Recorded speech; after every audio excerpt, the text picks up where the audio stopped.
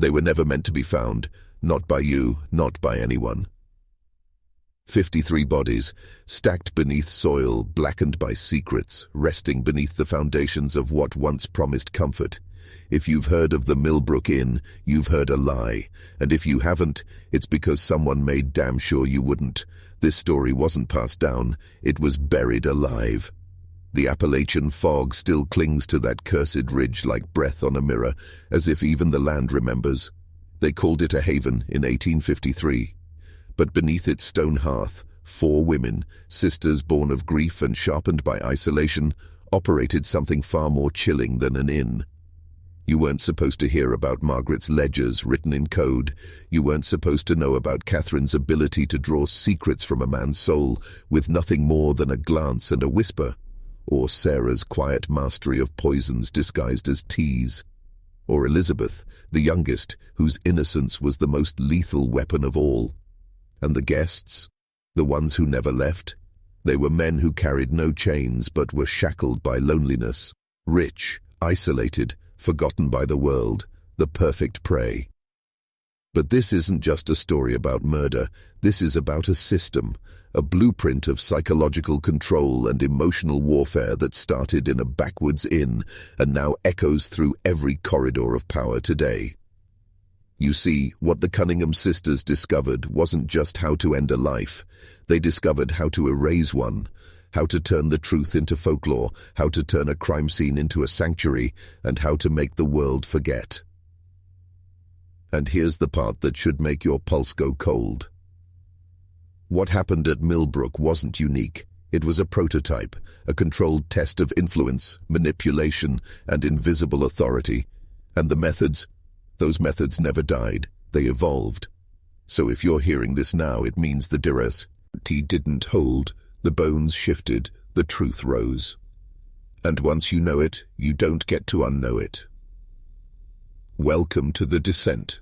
The official records never mention what was carved into the cellar beam. But it was there, burned into the oak with a hot iron, a word in an old dialect no one should have remembered, Calethra.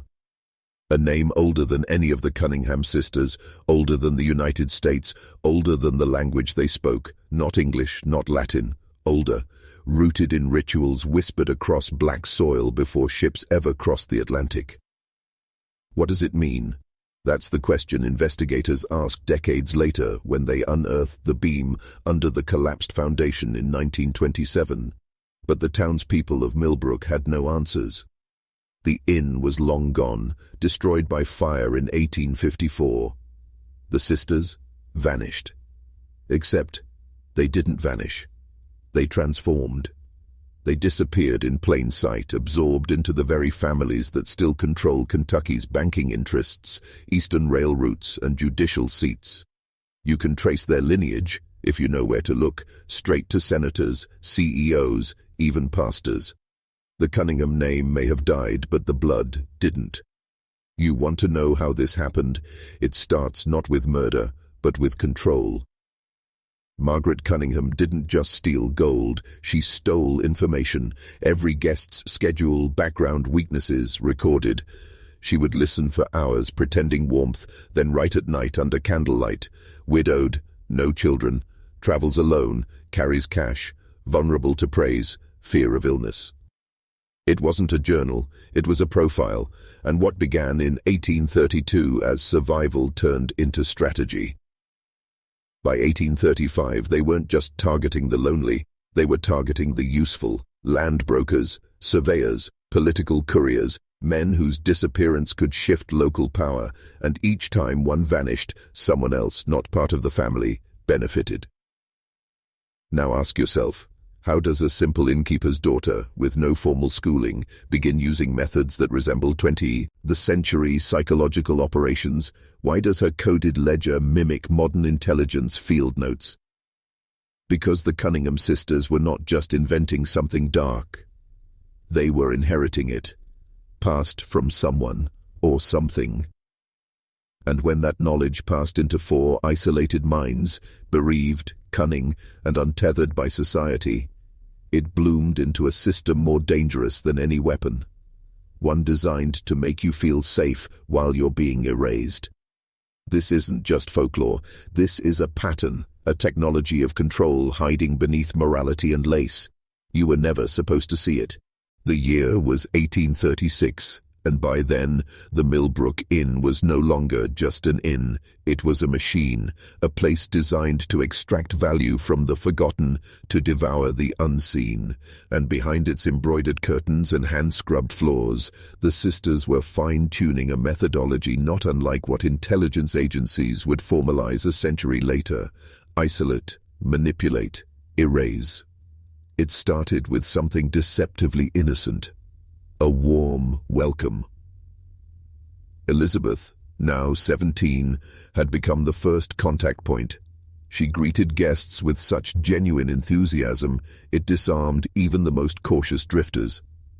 While Margaret assessed the target's value and Catherine determined their emotional access points, Elizabeth listened.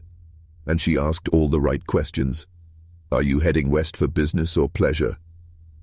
Do you have family waiting? Oh, how brave to travel alone. The men would answer without hesitation. Some would even offer up details unprompted, desperate for conversation. That's the brilliance of loneliness. It doesn't need force to spill secrets. And all the while, Sarah watched from the kitchen, noting posture, complexion, appetite. Not out of politeness, but to diagnose health, strength, weakness, dosage. One by one, these travelers became entries in Margaret's black journal, not names, numbers, targets. What no one realized, what no man suspected, was that the sisters weren't acting alone. They had begun receiving letters, slipped beneath their door by unknown hands, no postage, no signature, just parchment, sealed in wax, with instructions. Some of these letters contained names. Some contained herbs no one in the region grew. Some contained maps. It was as if someone, or something, was guiding them, testing them, feeding them ancient knowledge, and the girls obeyed, without question. Because by now, they had already crossed the threshold. Once you bury one man beneath your floorboards and feel no remorse, once you count gold stained with blood and sleep soundly, you are no longer part of society. You've become something else, something colder. They didn't just learn how to disappear bodies, they learned how to disappear truth. And here's where you begin to understand the real horror. The inn wasn't the origin, it was the vessel. The hill it stood on, that ridge of black soil, it wasn't chosen for convenience, it was chosen for memory. Because something had already been buried there long before the Cunningham Sisters were born. And what rose was not just ambition, it was inheritance. They built it over the bones, knowingly or not. The Millbrook Inn stood atop what older Cherokee hunters once called Gven Vitae Ivui, the place where voices never die. And long before maps marked the area, long before the Cunninghams carved a future from timber and stone, the ridge had been avoided, not out of superstition, but out of memory. There were stories, whispered by elders, smothered by time, of men who camped there and vanished in the night, of fires that refused to stay lit, of dreams so vivid and violent they left scars upon waking. The settlers dismissed these tales. Margaret's grandfather, Abel Cunningham, saw only land, strategic, fertile, remote, the ideal site for a roadside empire, but what Abel never understood was that the land was not waiting to be used. It was waiting to be fed. By the 1840s, things at the inn had shifted. The sisters no longer operated out of desperation or revenge. They had become faithful. Rituals replaced routine. The act of murder became ceremonial. Sarah began keeping 2 separate gardens, one for the kitchen, the other for cleansing. The second garden was planted only under a new moon, always in silence, always with blood mixed into the soil. Not animal blood. Not anymore. Margaret rewrote the ledger, no longer just notations on guests, but incantations, copied and adapted from the wax-sealed letters that still arrived with uncanny precision. They would find one tucked into the cellar door after each burial, as though someone, or something, was watching, approving. And then the dreams began. Not nightmares, instructions. Catherine would wake sobbing, reciting names of men yet to arrive. Elizabeth, who still smiled like a child, once described in perfect detail a man from Ohio, right down to the tear in his coat and the sound of his horse's limp. He appeared at the inn 3 nights later. They weren't guessing. They were resurfacing. From where? From who? That part they never spoke of aloud, but even Ezra Hawthorne, the loyal foreman, began to change. He started carving strange shapes into the barn beams, shapes that didn't belong to any language spoken in Kentucky. Men weren't just being killed, they were being offered. You still think this is just a dark folktale? Then ask yourself, why did the fire that destroyed the inn in 1854 leave the cemetery untouched? Why were 53 graves found, but only 14 names recorded? The rest were never meant to be remembered. The number was always precise, not 50, not 51, it had to be 53. By the time the final guest was taken, December 23, 1853, Margaret Cunningham no longer flinched at the sound of shovels. Catherine had stopped pretending to love the men she lured. Now she pitied them. Sarah no longer used precise poisons. She began testing ritual combinations, mixing plant toxins with fragments of bone and ash. And Elizabeth? She began humming in a language no one had taught her. The transformation was complete. But why 53? What was the significance of that number? It wasn't random. It wasn't convenience. It was part of the pattern. The ledger, now bound in human leather and kept beneath the kitchen hearth, referred to it not as a tally but a threshold. A veil number, the point at which the soil would remember its name. Do you feel it now? That cold that just touched your skin? That wasn't your imagination. You're brushing up against what the sisters discovered, that some numbers don't count people, they summon. In the final months, the sisters changed. Ezra refused to enter the common room after dusk. The Zimmer brothers, once steadfast, abandoned the property without a word, leaving behind tools still warm from use. And Catherine? She began speaking to someone who wasn't there, always the same corner, always after sunset. Elizabeth stopped aging. Visitors who passed through and left unharmed would later describe the inn as too quiet. The food tasted too perfect. And at night they heard footsteps above their rooms, despite knowing the floor above was unoccupied. But no one ever suspected, because the Cunningham sisters had built more than a reputation, they had built a mirage. And that's how institutions work. Whether it's a government, a church, or a humble inn, the facade is everything. As long as people believe the surface, they'll never dig beneath it. Until something cracks. In late December, the final man arrived. A preacher named Isaiah Brandt. He was traveling west to plant churches in the frontier, a man of iron conviction and suspicious eyes. He knew something was wrong the moment he stepped inside. And he was right. Because he wasn't a guest. He was a test. And what he found beneath the floorboards would lead to the fire that scorched the ridge.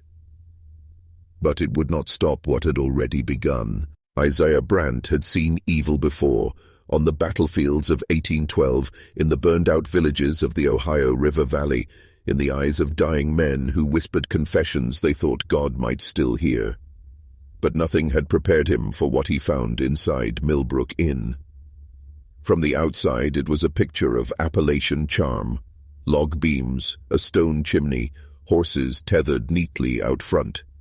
But the moment he crossed the threshold, Brandt felt it, that weight in the air, like the silence before a storm, but heavier, older, watching. Catherine greeted him first, her smile perfect, her voice warm.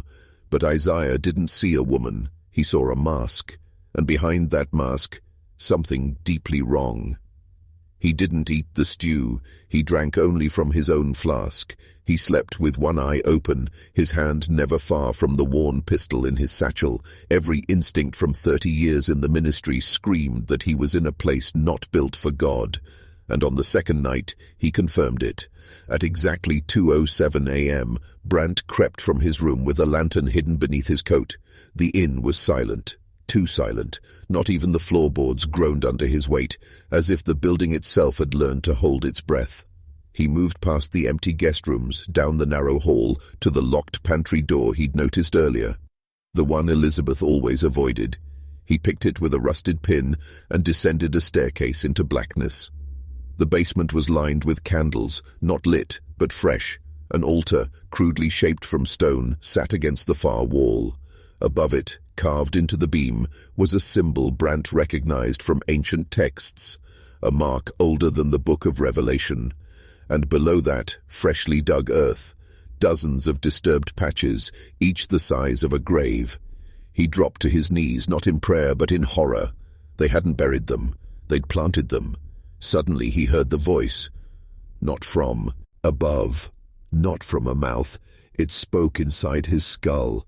4 words, whispered not in English, not even in language, just sound wrapped in command. The gate is thinning. Brant fled. He never retrieved his satchel, never looked back. He ran through the trees for miles before he reached the next township, half frozen, clothes torn, muttering a single phrase again and again. They fed it. They fed it. They fed it. They never found Isaiah Brant's body. The township's official record claims he died of exposure near the Elkhorn River 3 days after escaping the inn, but no coroner signed the document, no pastor performed a burial, and those who saw him last described something far more disturbing. His eyes were white, not from blindness but from burnout, like whatever he had seen in that basement had scorched the soul out of him. And yet, in his madness, Brant left something behind, a letter. It was mailed to his brother Josiah, a Union officer stationed at Fort Leavenworth. The handwriting was jagged, barely legible, but the message was clear. There is no devil in hell. He was never sent there. He was buried beneath Millbrook, and the daughters made it holy. The letter never reached Josiah. It was intercepted, sealed under military order, and marked as subversive religious hysteria. But not before a copy was made by a postal clerk named Roland Pike. And that clerk disappeared 1 week later. It always follows the same cycle: discovery, denial, disappearance. Because the truth doesn't vanish, it is suppressed, and those who come close to it begin to unravel, not by fear, not by guilt, but by the sheer gravitational pull of what they've touched. Back at Millbrook, the sisters knew what was coming. Not the law, not torches and pitchforks, something older. The air changed. Birds stopped nesting in the trees near the ridge. Milk soured in sealed containers. Children born that winter came out silent. And Catherine? She began writing scripture, not biblical, but rhythmic, measured, each passage exactly 53 words, some of it mirrored Babylonian tablets, some echoed chants found in druidic ruins, but other lines had no human precedent. They were felt, not translated. Margaret began sleeping in the root cellar. "It's closer," she said. Closer to what? No one dared ask. Sarah's body started rejecting food altogether, yet she grew stronger. And Elizabeth, whose skin never wrinkled, now moved in slow, choreographed circles, as if dancing to instructions no one else could hear. They were no longer hiding. They were preparing. Ezra Hawthorne vanished on the 3rd day of January. All they found was his coat, folded neatly at the base of the barn altar. No blood, no footprints, just that strange, acrid scent again. The town's pastor tried to intervene. He never made it up the hill. His horse arrived back alone, eyes bleeding. The ridge had closed its mouth. Now it would open its throat. By January 9th, 1854, the people of Holloway Township stopped speaking the name Millbrook Inn. Not out of fear, but out of something far worse, recognition, because it had always been there. Long before the Cunningham Sisters built over it, before the ridge had a name, before maps traced the land into parcels and deeds. Some places are never discovered. They are simply awakened, and now it was fully awake. Crops on the northern edge began sprouting out of season. Corn that should have died in frost grew taller than a man in days, but the ears weren't normal. Thick, blackened husks that bled sap when cut. Deer wouldn't go near the stream behind the inn. Dogs howled at dusk and tore at their chains to escape. Inside Millbrook, the sisters had become priestesses. They no longer served food, no more guests, no more ledgers. Now the inn was invitation only, and those invited were not from Holloway. Men in black coats arrived with no horses. Women in red veils walked the grounds barefoot, whispering in tandem. No names, no speech, just ritual. They gathered in the cellar by candlelight, where 53 shallow hollows had become a circle. Each depression had changed. Some pulsed, others exhaled warmth. One, directly beneath the hearth, seeped a thick, clear fluid that tasted of iron and fennel.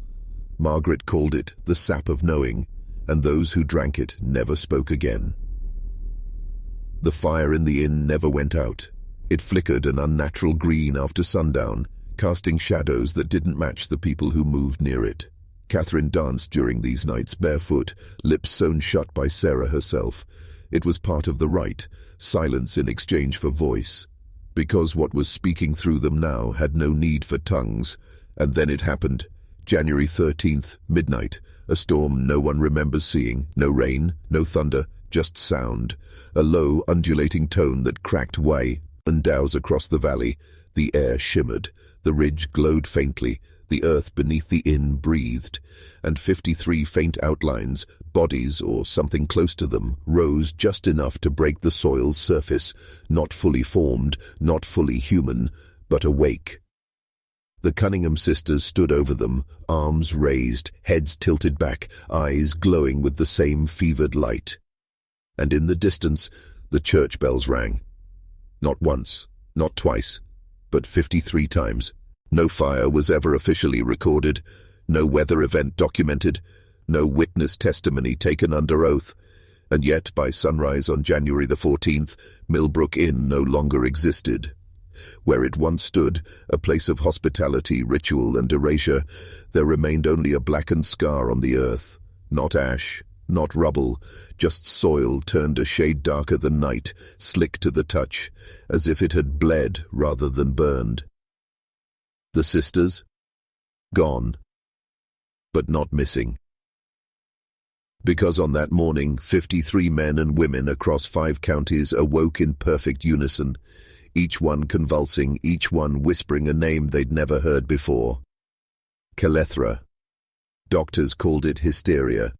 Clergy called it possession. Lawmen blamed alcohol. But in every case, something else was noted. Each afflicted person had a brand just below the collarbone, a symbol burned into the flesh, matching the carvings once hidden beneath the inn. And when they were questioned, they all answered the same way. We are the mouths of the ridge. Millbrook was never declared a crime scene because there was no evidence, no building, no bodies, only a pit, shallow but endless, measuring exactly 53 feet across. Surveyors who tried to measure its depth gave up when their ropes frayed at 70 feet, not from strain, from rot, instant, irreversible rot. Wood, metal, even synthetic lines later lowered down in the 20th century all decayed as if swallowed by acid.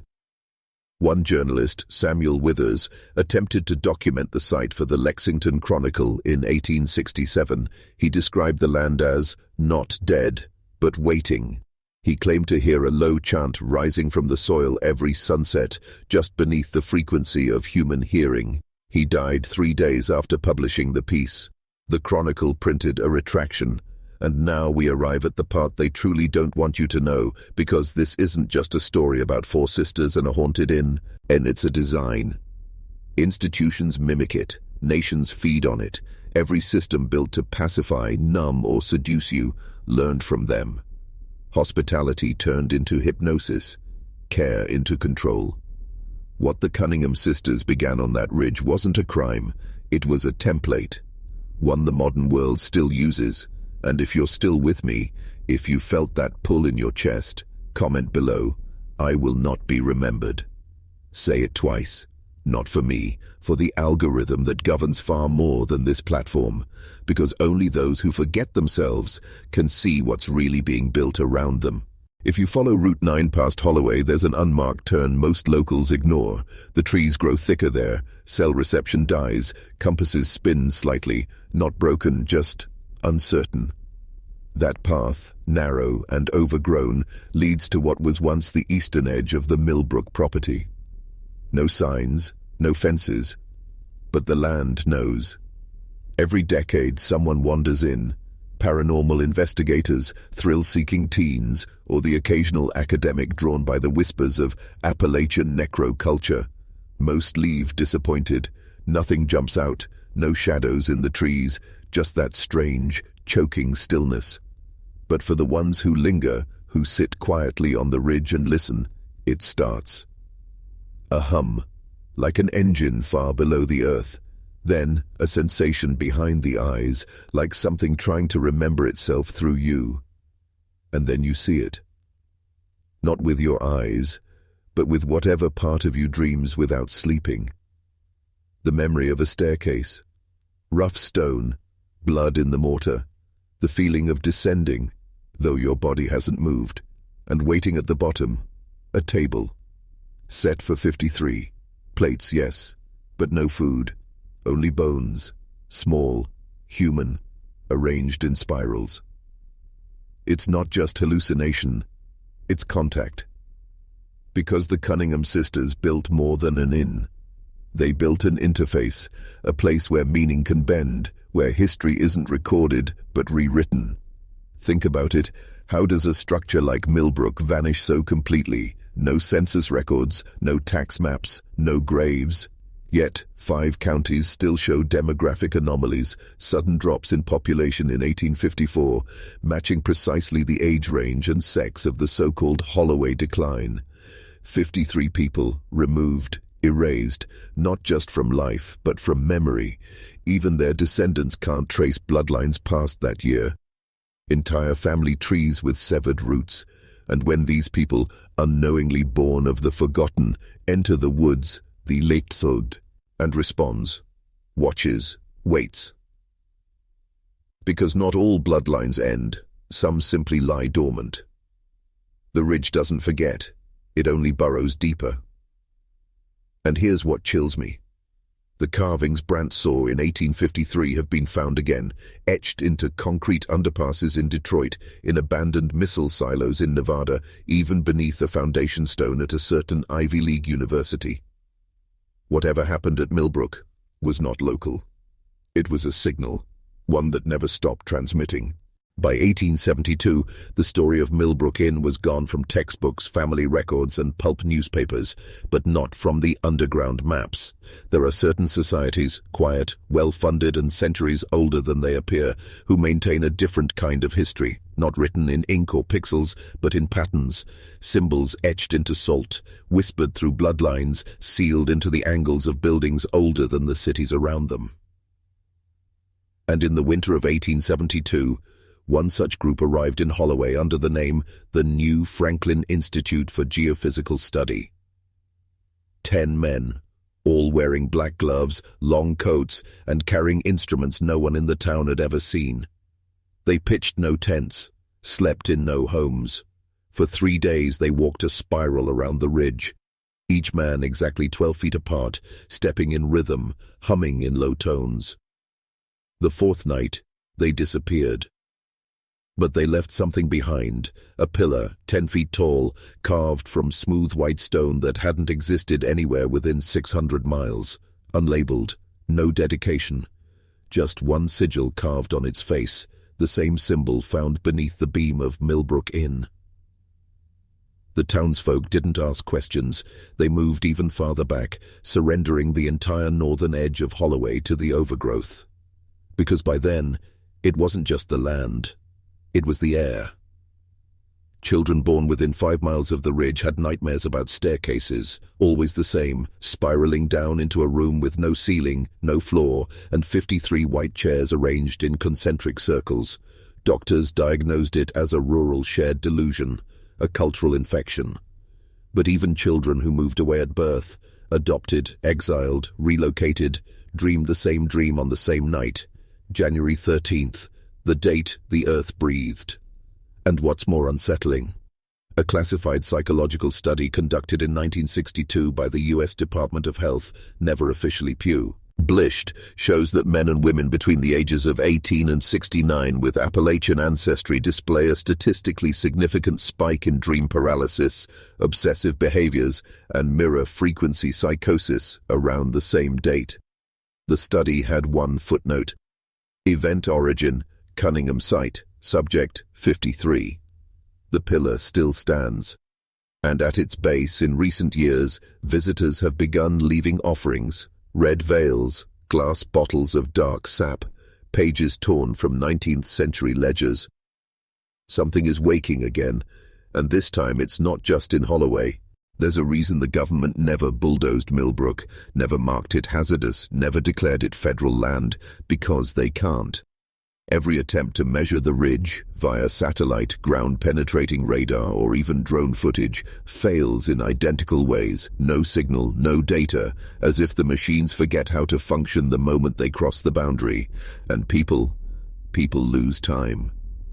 A 1994 case study from the Appalachian Anthropological Review tells of a geologist named Dr. Arlen Wade who entered the forest with a handheld recorder and a team of students. They were documenting soil anomalies just outside the supposed location of the Millbrook Foundation. He walked 30 feet ahead to take a soil sample. When he turned around, the entire team was gone. He wandered for 11 minutes, then returned to his truck, only to find a search party waiting for him. He'd been missing 4 days. His beard had grown, his shoes were damp with brackish mud, but he had no memory of hunger, thirst, or sleep, only a persistent smell, iron, smoke, and something that reminded him of wet cloth left too long in the dark. The audio recorder was still in his hand, but instead of soil analysis, it had captured something else entirely. A sound that lasted all 4 days. Low, rhythmic, like breathing, but not human. At exactly 3:17 into the recording, a voice whispers, "Who sits in your chair, Arlen?" He never returned to work. He never spoke publicly. But in the weeks before his suicide in 2002, Dr. Wade sent a letter to a former student, just a single sheet of paper that read, "The chairs are always full, even when empty. There are names etched beneath them. Mine was already there." This wasn't folklore. This wasn't trauma. This was a design. 53 seats, 53 names, each one inherited, not chosen, passed down through blood, silence, and proximity to remembering. And when the world gets too loud, when the frequencies of modernity become unbearable, those seats begin to call again, to the forgotten, the fractured, the ones born from empty spaces in old censuses and burnt archives. If you're still watching, check your last name in census records before 1854. If you find nothing, no lineage, no birthmarks, no burial records, you already know which chair is yours. In 1933, deep in the heart of a global depression, the Works Progress Administration launched a sweeping initiative. Document the forgotten places of America. They called it the Historical American Landscape Project. On paper, it was a jobs program, but in reality, it was containment. A team of 4 field historians was dispatched to Holloway, Virginia. The official record states they were tasked with cataloging the ruins of pre-industrial homesteads. Unofficially, they were instructed to find Millbrook. They never returned. 3 months later, a 5th member of their team, John Marcus Keel, a cartographer from Boston, was found in a train station in Albany, New York, barefoot, mute, holding a satchel. Inside the satchel were 53 charcoal rubbings, all of the same shape, all slightly different, each bearing a single symbol etched into what appeared to be bone. Not stone, not wood, bone. He never spoke again. But in 1959, when his estate was liquidated, a journal was recovered from beneath a floorboard in his study, scrawled in shaky handwriting on every page, in Latin, over and over, "Quis sedet in cathedra vestra?" Who sits in your chair? But it wasn't just Keel. Throughout the mid-20th century, similar cases began to emerge, always in the background. Census clerks resigning after reporting phantom households. Cartographers refusing to map the Holloway region, claiming that roads change shape between surveys. In 1971, a congressional staffer named Leslie Cardin attempted to submit a federal bill designating the area around the Cunningham Ridge as a national monument. It never reached committee. Her entire legislative record was erased. When questioned, senior lawmakers insisted they'd never heard of her. She vanished in 1972. But her brother, a theology professor at Kenyon College, received one final message. A blank envelope. No return address. No stamp. Inside, a strip of paper with a red wax seal. When held over a candle, words appeared. The inn reopens at the 13th ring. The table is set. The chairs are chosen. To this day, no one knows what the 13th ring means, but according to Appalachian timekeepers, those who still track the deep clocks of the land, 12 have already passed. And as for the 13th, they say it begins when someone finally remembers all 53 names. Somewhere out there, someone is getting close, and when they do, the door beneath opens again. In 1998, a private archaeology firm, funded quietly by a European art consortium, gained restricted access to the Holloway region under the guise of soil mineral acquisition. But their real target wasn't soil, it was what lay beneath it. The team was led by Dr. Sylvia Meinhardt, a specialist in pre-Roman cult architecture. She wasn't interested in artifacts, she was searching for alignment, patterns that matched a series of underground sites she'd uncovered in southern France, Sardinia, and Turkey, all of them believed to be older than any recorded civilization. What did she find in Virginia? A hexagonal subchamber, 23 feet below the roots of the oldest tree in the ridge, beneath layers of limestone and silt, sealed in resin and obsidian. 6 walls, all marked with the same word in different alphabets: Hostia, Latin, Greek, Enochian, Phoenician. Even one set of markings no linguist has yet translated. But Dr. Meinhardt did something she shouldn't have. She opened the central recess. Inside there wasn't treasure or tools. There was a manuscript, fragile, inked in 2 colors, red and black, and bound in flesh that tested negative for any known mammalian DNA. It didn't describe the Cunningham Sisters. It didn't describe the inn.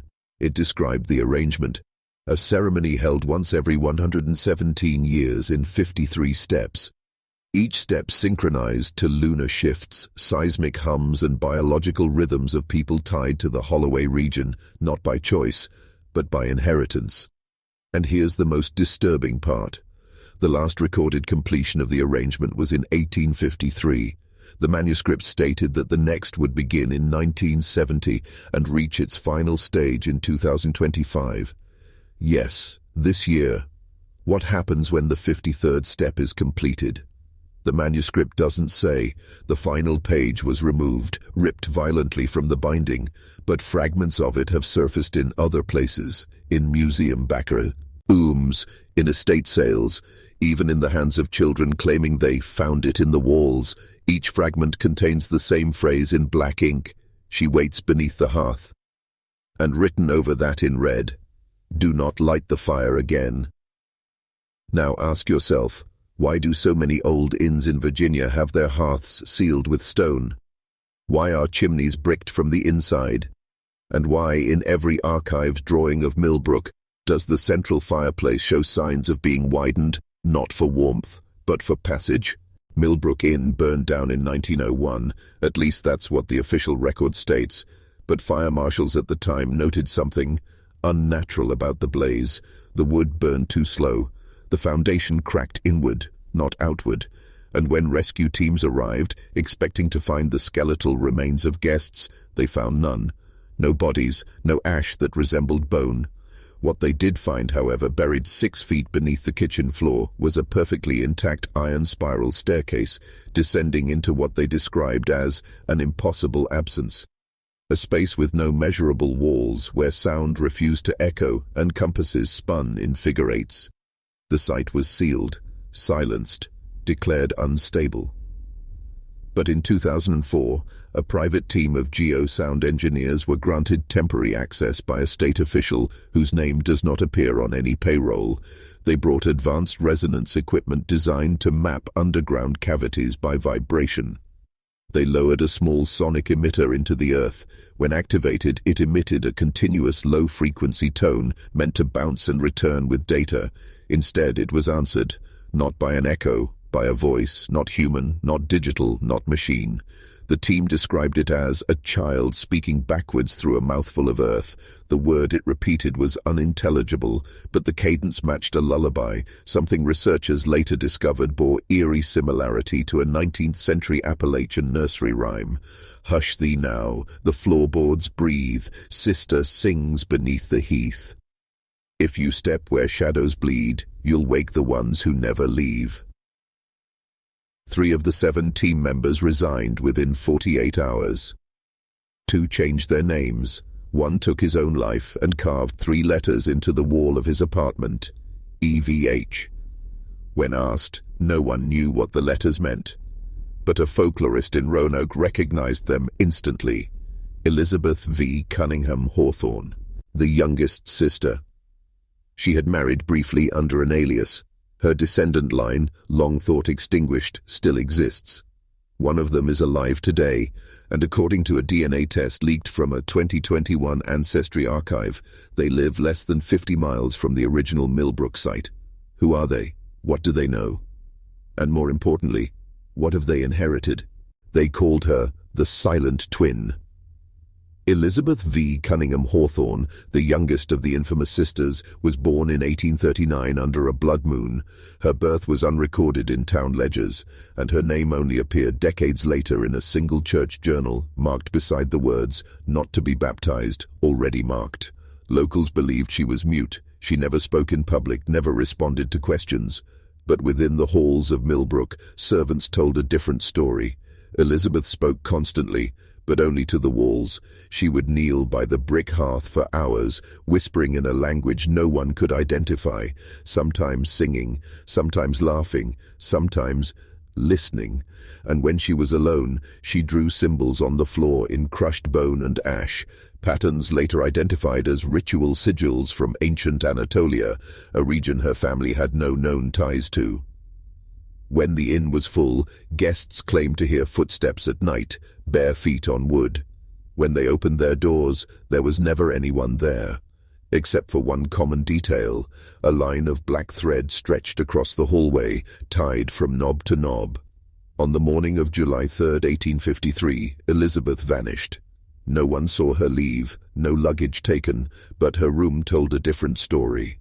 Every object had been moved precisely 3 inches to the left. The mirror was missing its reflection, and carved into the inside of the fireplace were the words, "I was never alone, you were." Years later, during an undocumented excavation, her burial dress was found beneath the inn's floorboards, untouched, perfectly folded, but still warm to the touch. The DNA on the dress matched 3 individuals across time: a midwife who went missing in 1872, a coal miner institutionalized in 1911 after hearing a girl under the rocks, and a young woman from Richmond who, in 1996, claimed she could see furniture remembering how it was arranged. All distant descendants, all unaware of each other. All had vivid dreams of fireplaces that led downward and rooms with no doors, only chairs. Elizabeth never left. She moved under. Some believe she was the final anchor in the ritual, others claim she was its beginning. But one thing is certain: the bloodline was never broken. And now, with the 53rd step approaching, her eyes are opening again. If your dreams have shifted lately, if you've begun seeing cracks where there are no walls, if silence now feels watched, you might already be walking her path. The Millbrook soil is not dead, it listens. That's what Father Malcolm claimed in his final sermon, delivered just 4 days before he was found kneeling in the church garden, hands buried to the elbows in the dirt, whispering to the roots. He wasn't the only one.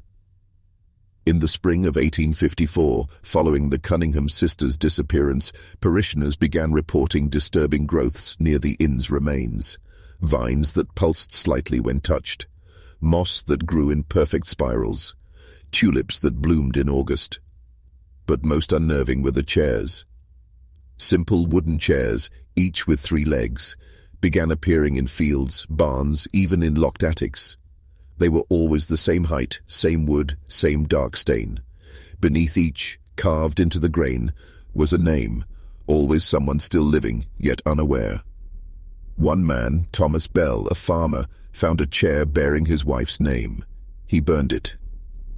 The next morning he woke to find every chair in his home twisted, rearranged in a circle around his bed.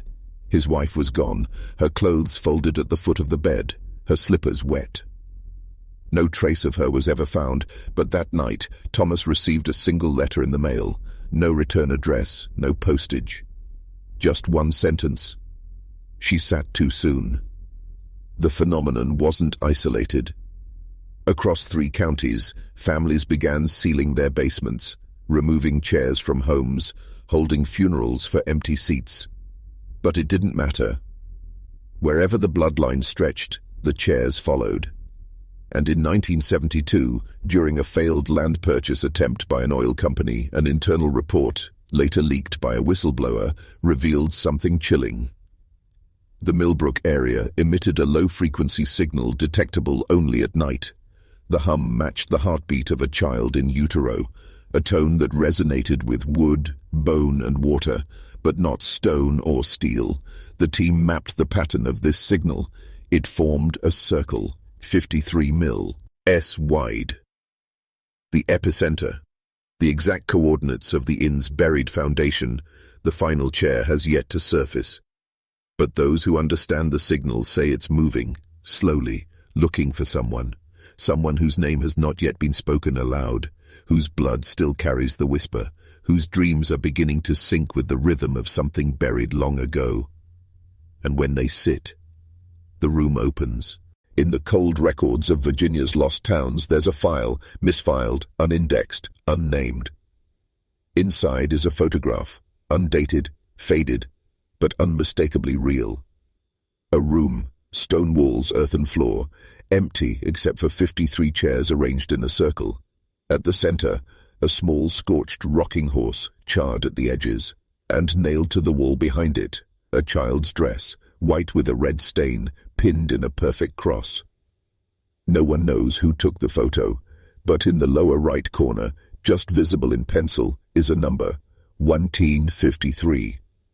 Archivists who've handled it report nausea, static in the ears, sudden bleeding from the gums.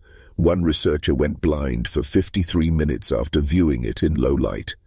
He described over and over the girl behind the lens. But there was no mirror, no reflection, no girl. This room, the one in the photo, matches no known construction in Millbrook or surrounding counties. And yet in 1987, a retired cartographer named Wendell Griggs went on record claiming he'd seen it beneath the earth. Griggs was part of a Cold War-era topographical scan team using ground-penetrating radar. Their scans of the area were clean, until one night they detected a hollow structure 12 meters underground. Not a cave, not a tunnel, a room. Perfectly circular. 53 recesses evenly spaced around its perimeter. When Griggs cross-referenced the GPS location with historical maps, he found an exact overlap with the 1853 fire at Millbrook Inn. He requested permission to drill. The request was denied, no reason given, but 2 weeks later his wife vanished during a hiking trip near the site. Her last words, recorded in a voicemail Griggs never erased, were these: "I found it. W. The door is real. It's not locked. It's..." Distorted static, like they've been waiting for someone to come back. Griggs disappeared 2 days later, but not before mailing that photograph to 3 individuals. Each recipient selected for their ancestral link to the Cunningham line. 2 are now dead. The third, untraceable, but sources suggest they returned to the area in 2022 and camped within the 53-mile perimeter and began hearing knocking from beneath their tent. This isn't about a haunting. This isn't folklore. This is a ritual that never stopped. It just needed time and blood. And the final seat remains empty. The final seat was always meant for one, not one of the original 53, not one of the Cunningham Sisters, not even someone born in 1853. No, this chair was crafted last, carved from a different tree, a tree that the Cunninghams had hidden deep in the nearby woodlands, fed by the body of a man who had tried to burn their inn down in 1849. The roots of that tree grew crooked, toward the inn, toward the screams, toward the blood.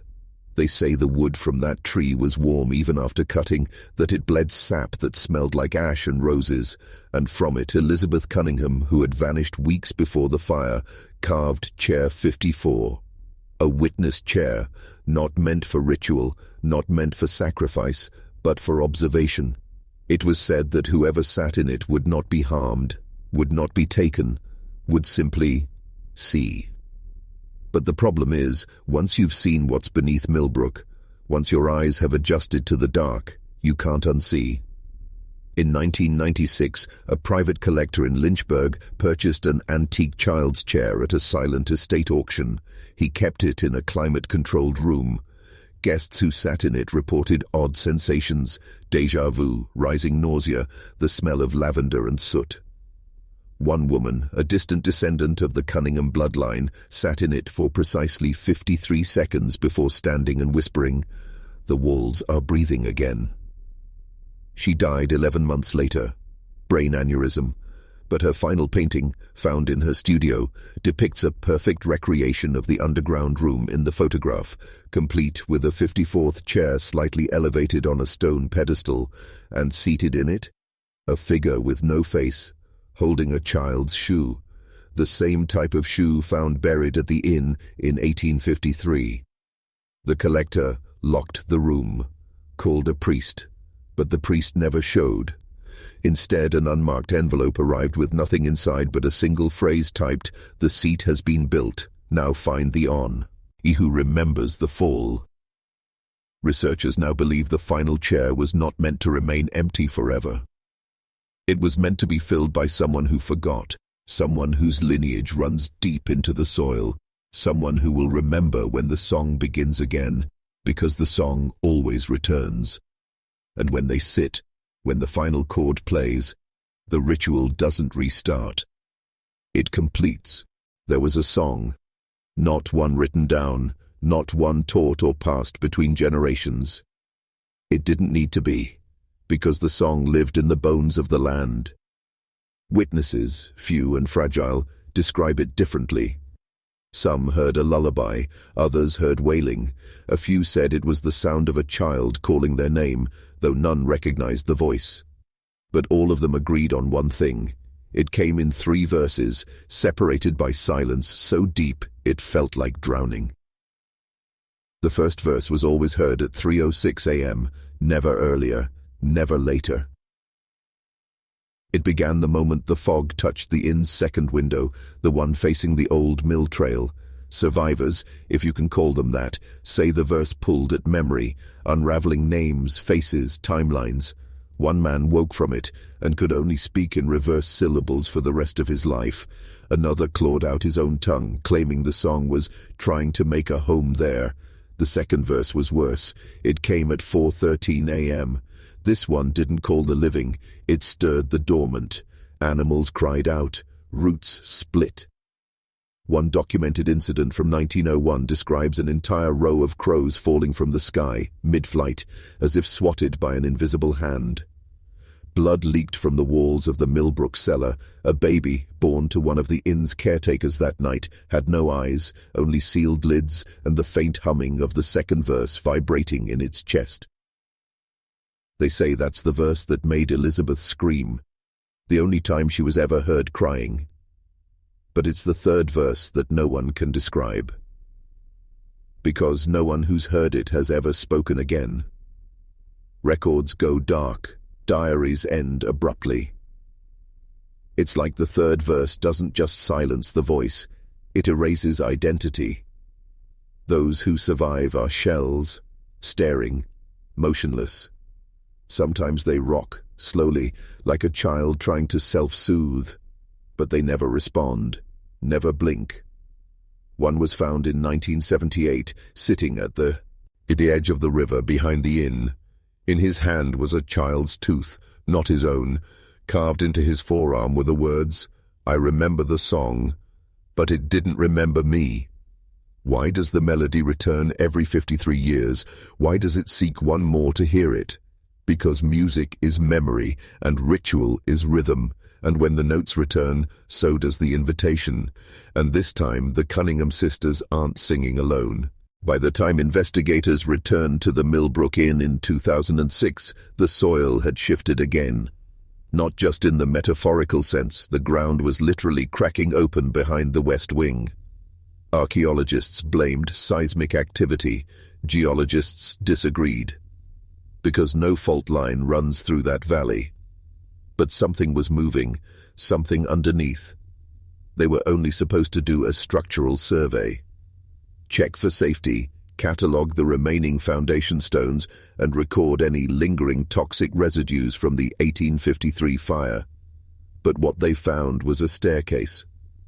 Hidden beneath the original pantry, covered with slabs of limestone and centuries of dust, was a spiral staircase descending into total blackness. It went down 53 steps. Exactly. What lay below was not on any blueprint. A room with walls of charred stone, covered in soot, but no fire damage on the beams or ceiling. In the center of the floor, a depression in the shape of a circle ringed with ash and feathers. And at the far end, almost as if waiting, was a mirror. Oval, cracked, but impossibly clean. No dust, no rot. The kind of mirror that sees too much. Every member of the team who entered that chamber experienced the same phenomenon. They saw someone standing behind them in the reflection. A child-sized figure dressed in black lace, no face visible, but always holding something different. One saw a birdcage, another a pair of rusted scissors, another a mask made of stitched leather and human hair. When they turned around, of course, no one was there. But every time they turned back to the mirror, the child was closer. They sealed the staircase that night, filed the report as a psychological mass suggestion incident brought on by mold spores and carbon residue. But 3 days later, one of the researchers, Dr. Hannah Klein, vanished. She left behind only one thing, a voicemail. 27 seconds of static, T, and her whisper. Chair 54 is facing the wrong direction. It's not meant to look at the room. It's meant to look into the mirror. We had it backwards. God help us. And in her handwriting, scrawled across a page from her journal, the child isn't trapped in the mirror. The mirror is trapped in the child. What does that mean? Why did she disappear? Because some reflections aren't reversed. They're memories, waiting for a body to come back. There was a door. Not a physical one. Not wood or steel. Not even locked. But a threshold, and the Cunningham sisters made sure no one crossed it alive. In the diary of Mercy Cunningham, recovered in a sealed jar beneath the floorboards of room 3, a single line had been repeated across 7 consecutive pages. When the red soil turns warm, the door begins to breathe. Locals dismissed it as superstition, just more backwoods myth from a cursed family. But in August 1853, the earth behind Millbrook Inn actually heated by 7 degrees without any source of geothermal activity. Even snowmelt, weeks later, refused to settle there. Birds avoided it. Dogs barked and scratched at it. And Mercy, then just 9 years old, was seen standing at the center of the field with her arms raised and eyes rolled back, mouthing words no one could hear. That's when the disappearances began.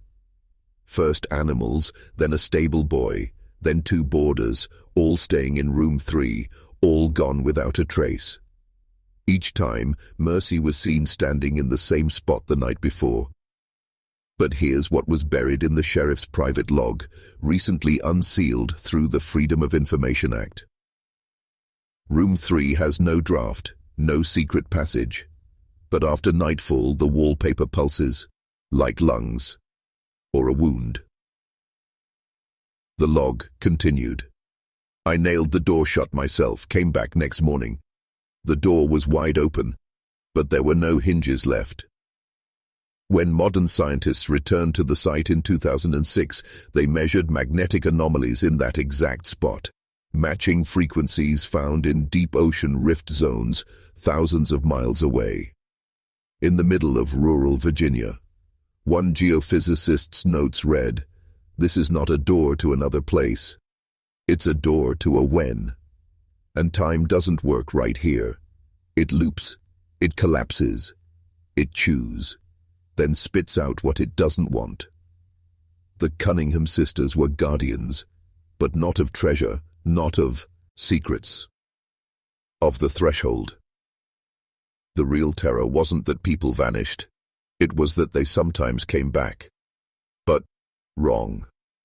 Eyes too wide. Voices too smooth. Saying things no one had taught them, speaking names that hadn't yet been born, and standing, always, in the doorway of room 3. It took years to realize what the chairs were for. There were 54 of them, each one unique, crafted from different types of wood, carved with initials, strange symbols, and marks that weren't in any known language. Locals believed the chairs were part of a chapel, a place where the Cunningham Sisters held private prayer gatherings. But there was no altar, no pulpit, no scripture, just a circle of chairs. And at the very center of that circle, a single plank of petrified oak, charred black on one side and burned in the shape of a child's handprint. No one could lift it, not even with 4 men. It was fused to the ground like a marker. For what? That answer came from a 1974 incident that never made it to the news. A group of amateur paranormal investigators broke into the abandoned inn. They brought cameras, tape recorders, and a Ouija board. All footage was lost, but one cassette remained. On it, a voice, not from any of the investigators, childlike, feminine, almost playful. "Chair 54 doesn't lie, it just waits." What does that mean? It was only when forensic analysts reconstructed the seating pattern based on scratches in the floor and soot on the beams that they discovered something terrifying. Chair 54 faced outward. Not into the circle, not toward the group, but toward the mirror, as if someone was always meant to watch it, or guard it. And on the back of the chair, barely visible under decades of dust and rot, was a phrase carved in reverse. "The child watches the watcher." The mirror, the staircase, the burned circle. They weren't symbols. They were functions, parts of a ritual, enacted again and again, not to summon something in, but to keep something from getting out. We've always assumed the Cunningham Sisters were cultists. But what if they weren't the summoners? What if they were the wardens? What if everything they did, from the silence for room 3, to the mirror buried underground, to the precise placement of chair 54, was to keep one thing contained? And now, in our arrogance, we've unsealed the last chair. The circle is broken, and the child is no longer watching. She's walking. The clock began ticking again, after 172 years.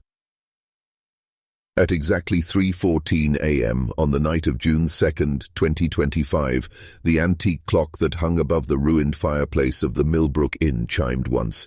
Despite having no mechanism, no weights, and no pendulum, it had been gutted by fire in 1912. But that night, it called out. Investigators brushed it off as a hoax, until the photographic plates stored in the town's historical archives were re-examined.